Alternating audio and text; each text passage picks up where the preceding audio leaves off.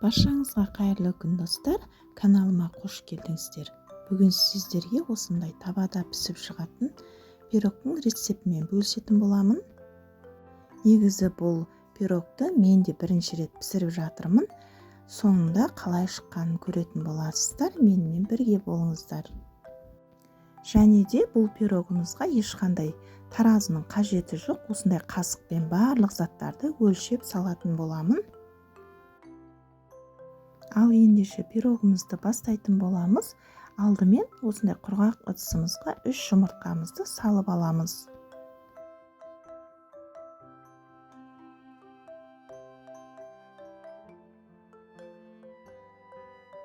Одан соң осындай қасықтың көмегімен заттарымызды өлшеп аламыз. Бірінші мен қант қостым. Қантымызды өлшегенде 12 қасық, осылай толтырмай салып алыңыздар.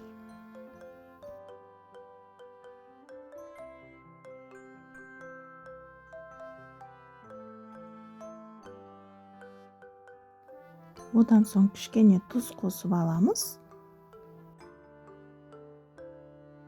Енді массамыз біркелкі болғанша, қантымыз ерігенше осылай жақсылап венчиктің көмегімен араластырып алыңыздар.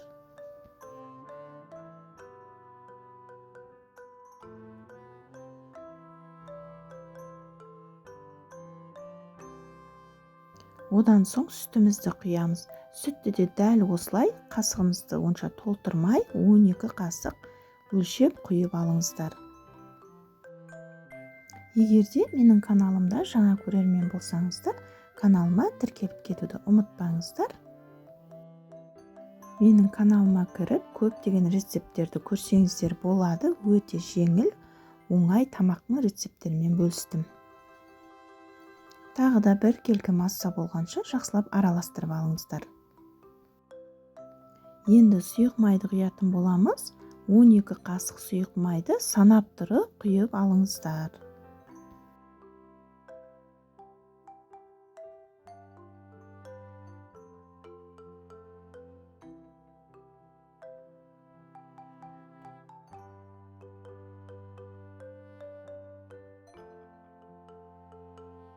Тағы да араластырып жіберіңіздер.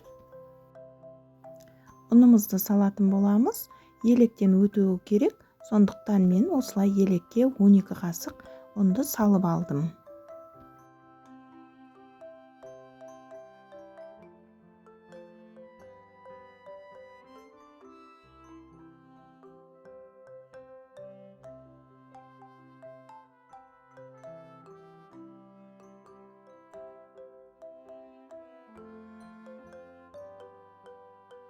Екі шай қасық толтырып, қамыр қопсықшысын салып, араластырып, енді ұнымызды електен өткеретін боламыз.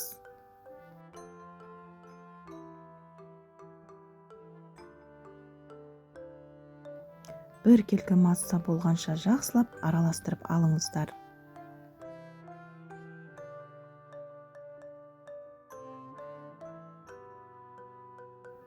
Мінекей қамырымызды жақсылап араластырдық. Осындай қоюлықта болуы қажет. Егерде таразыларыңыз болса, таразымен өлшеп салсаңыз да болады. Мен осылай қасықпен өлшегенді, таразымен өлшегенді бәрін описание бөліміне жазып қалдырамын. Құрғақ табамызға майымызды құйып, барлық жерін майлап алыңыздар.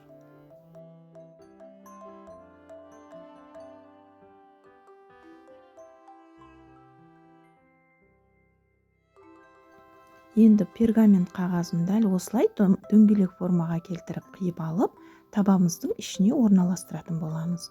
Оның үстіне тағы да сұйық май жағып жіберіңіздер.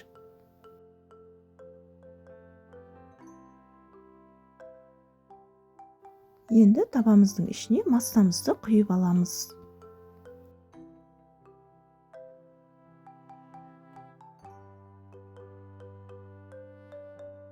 Осы жерде тегістеп жіберіңіздер. Газымыз жай отта болу керек. Енді табамызды үстіне қоятын боламыз. Оның үстіне қақпағын жауып қойыңыздар. Енді осылай 10-15 минут тұру керек. Арасында егер пуланып кетсе, қақпағы қағазбен сүртіп қойыңыздар.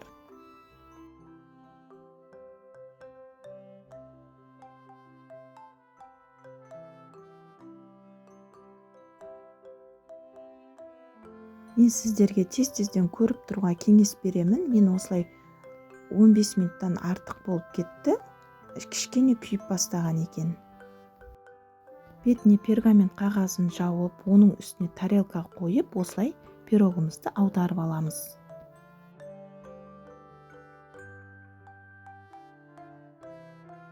Менде осылай астыңғы бөлігі кішкене күйіп бастаған. Осылай табамызға орналастырып алдық.